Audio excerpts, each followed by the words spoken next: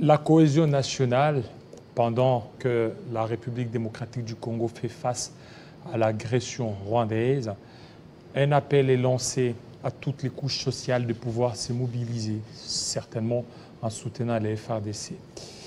D'une part, il y a le parti politique et d'autre part, certains leaders qui demandent beaucoup plus la décrispation de l'espace politique congolais. Nous allons analyser ces thématiques avec M.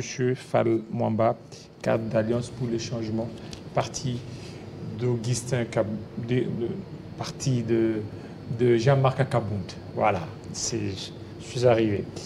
Bienvenue, M. Fall. Merci beaucoup, M. Kilelo. Grande est notre joie. Vous êtes en jaune, les signes de votre parti politique? Évidemment, évidemment.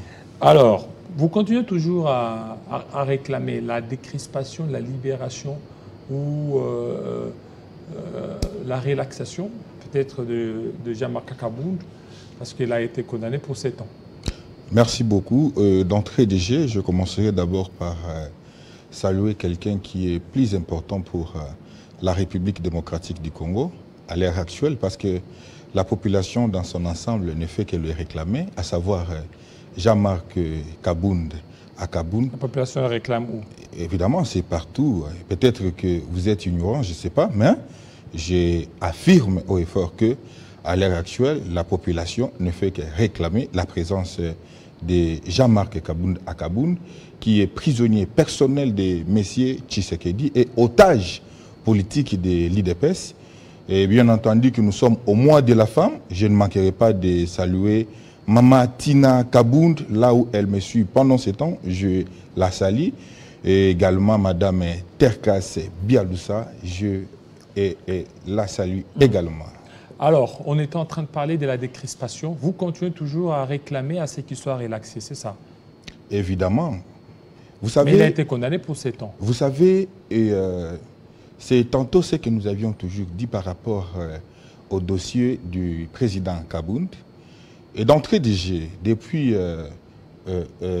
la procédure, nous avions commencé déjà à décrier sur la procédure qui semblait être cavalière par rapport aux actes posés d'emblée par les procureurs près la Cour de cassation et les mesures d'autorisation telles que données par l'Assemblée nationale pour pouvoir poursuivre le président Akabound.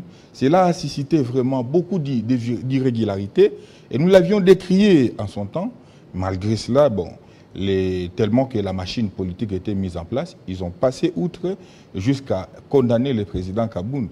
Vous savez aussi, je vais vous faire une révélation, le dossier Akabound n'est pas un dossier comme un Congolais lambda, c'est ça augure l'odeur du règlement des comptes. Parce que si vous suivez même les différentes sorties médiatiques de nos camarades cadres aussi de l'IDPS, vous allez comprendre quand même l'odeur qu'augure le dossier Jean-Marc Akabound. Bien entendu, condamné il y a là 8 mois, sans pour autant avoir ce que nous disons, l'arrêt, sans être notifié de l'arrêt qui les condamnait. Et nous décrions cette façon de faire. Nous insistons sur le fait qu'il est plus que temps que le président Akabound soit libéré, parce que ce que le président Akabound avait juste dénoncé, c'est ce que nous vivons aujourd'hui. Voyez-vous par exemple ce qui se passe actuellement au niveau de l'Équateur.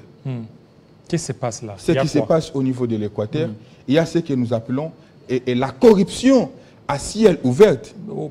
Par rapport aux élections des sénateurs? Évidemment, les élections des sénateurs et du président de l'Assemblée et des gouverneurs.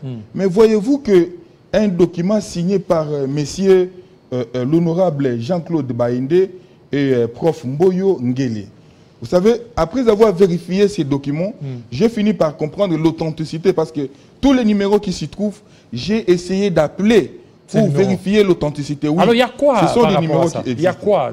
Par rapport à ça, il y a, je vous lis seulement l'article premier. Lisez. L'article premier, qu'est-ce qu'il dit? L'entête dit quoi? D'abord l'entête. L'entête, il dit acte d'engagement collectif conclu entre un groupe de députés provinciaux dénommés Dynamique Sauvons l'Équateur et les candidats sénateurs, gouverneurs et vice-gouverneurs de la province de l'Équateur 2024.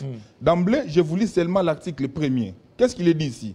chaque député provincial reçoit les paiements avant 5 jours de la date des élections, les engagements convenus, c'est qui suit. 1. 5 000 $ pour l'élection du bureau permanent de l'Assemblée provinciale. 30 000 $ pour l'élection des gouverneurs et vice-gouverneurs des provinces. 30 000 $ pour l'élection des 2 candidats sénateurs, à savoir Jean-Claude Baïndé et un candidat du parti politique AREP, province de l'Équateur. Ici, vous allez voir, parce que je vais vous remettre cela, vous comprendrez qu'ici, il s'agit bel et bien des 3 messieurs qui se sont engagés à rendre officielle la corruption en République démocratique du Congo. Est-ce que ça, c'est la corruption ou bien ça, ce sont les actes liés aux élections? C'est comme un candidat, par exemple, au niveau des élections présidentielles, le candidat qui fait des dons. Ça aussi, ça peut aussi être dans ces cadres-là. Un don. Vous n'allez pas faire des dons à un député provincial de la même manière que vous faites à une personne lambda. Ce que vous devez comprendre ici, c'est quoi? C'est qu'il y a une démarcation. Laquelle? Parce que la CENI a tant décrié cette histoire de la corruption. Parce que ces gouverneurs, ces sénateurs seront redevables à qui? Au peuple congolais ou à ces députés dont ils ont remis 30 000 $ pour être élus. Oui, mais ça, ce sont des élections indirectes. Mais ces sénateurs vont rendre compte à ceux qui les ont élus indirectement. Évidemment. D'abord, ceux qui les ont élus, ce sont les députés provinciaux. Et les députés provinciaux rendent compte à la population. Monsieur Kilolo, l'intérêt est qu'ils doivent travailler pour l'intérêt de la population.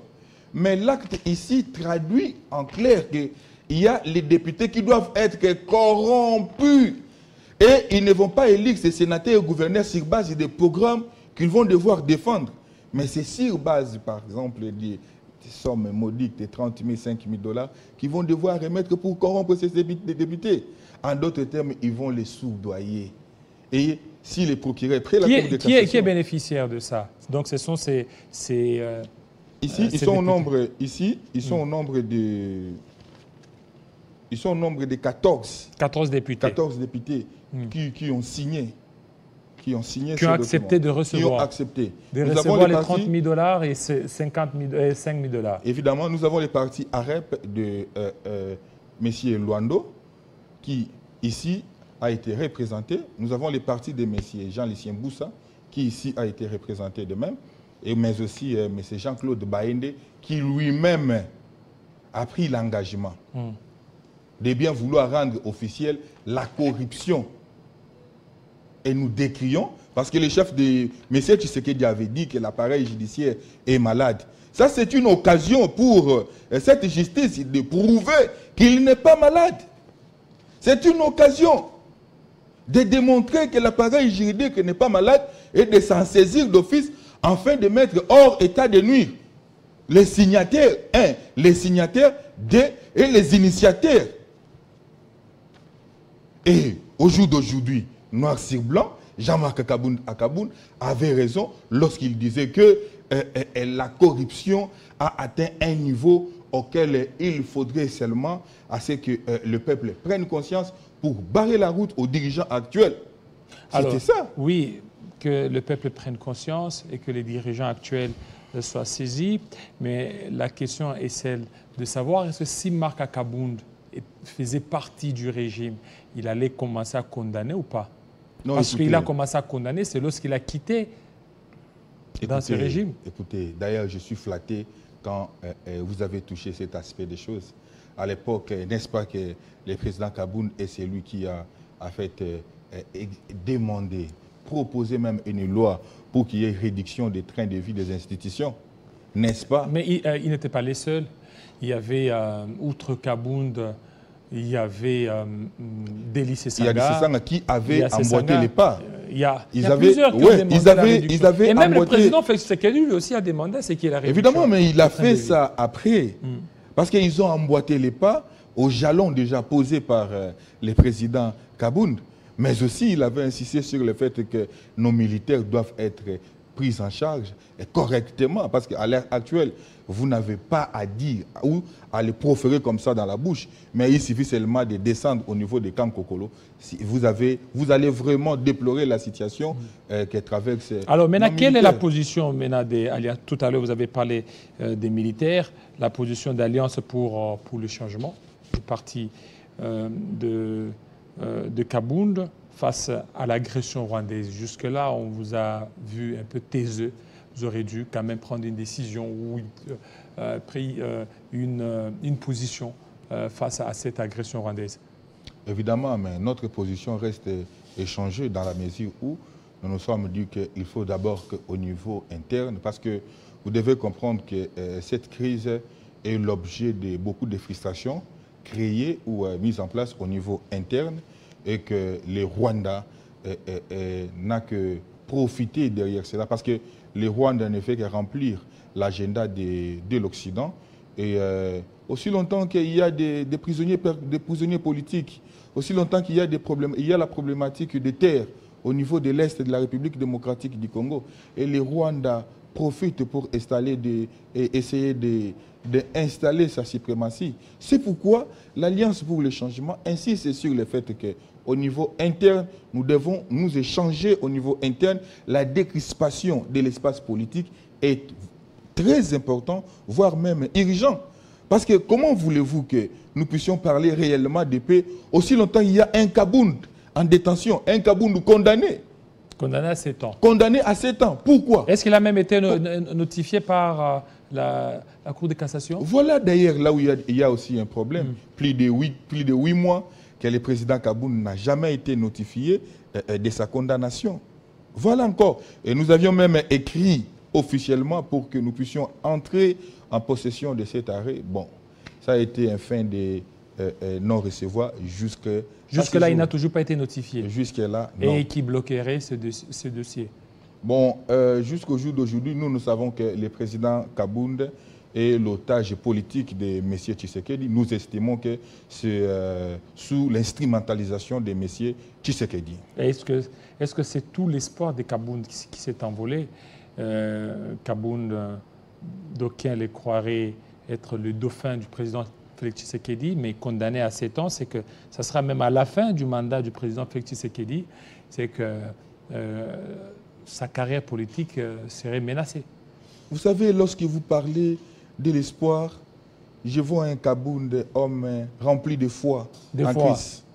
Je vois un Kabound, homme rempli de confiance à son peuple. C'est-à-dire Kabound, ce n'est pas quelqu'un qui désespère aussi facilement parce qu'il a foi en Christ. Il croit aussi au miracle comme Kamere qui a été condamné à 20 ans de prison. Non, mais il y a une différence, non? Il y a la différence. Kamere a été poursuivi. Pourquoi? Nous connaissons. Mais Kabound c'est un dossier boutiqué. Parce que si jamais cet arrêt, et si jamais on mettait à la place publique cet arrêt, vous allez voir comment est-ce que l'opinion va devoir s'acharner contre cet arrêt. Deuxièmement, et cet arrêt, ce serait une jurisprudence très dangereuse, très dangereuse pour l'avenir de la justice congolaise, parce que même un conseiller municipal ne pourra plus critiquer la gestion d'un bourgmestre. Parce que s'il osait le faire, on va lui brandir la jurisprudence Kabound et tout de suite, en fait, on va museler le peuple congolais dans son entièreté. Voilà. Alors, maintenant, parlons maintenant de ce qui se passe dans l'Est de la République démocratique du Congo. Alors, pour vous demandez à ce qu'il y ait une décrispation. Alors, cela passe par une cohésion nationale. Évidemment. Nous l'avions dit, en fait, parce que tantôt, à un moment donné, nous avions vu des différents articles, disons, que le président Kabound a demandé à M. Tshisekedi de prendre en compte les différentes revendications de Nanga et consorts. Et or, c'était faux et archi-faux parce que nous n'avons jamais soutenu la démarche de M. Nanga et de Jean-Jacques Mamba. Nous avions condamné cela avec beaucoup d'énergie. Mais nous insistons sur le fait que la cohésion nationale exige à ce qu'il n'y ait pas de prisonniers politiques. Notre problème avec les Rwandais, il faudrait qu'il y ait un échange sérieux entre Congolais l'opposition et les pouvoirs en place puissent s'échanger. Écoute, lorsque nous parlons d'un dialogue, le dialogue n'est pas synonyme du partage des postes. Parce que l'Alliance pour le changement ne s'inscrit pas dans cette démarche, n'est pas demandeur des postes. Parce que si l'Alliance pour le changement était demandeur des postes, le président Kabound n'allait pas être condamné, croyez-moi. Voilà. Merci beaucoup, M. Fall Mwamba, surtout de votre passage.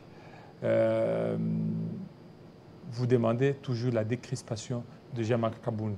Et puis, ce n'est pas facile. Hein? Vous êtes resté fidèle, malgré son incarcération, vous êtes toujours. Vous allez le rendre visite en prison?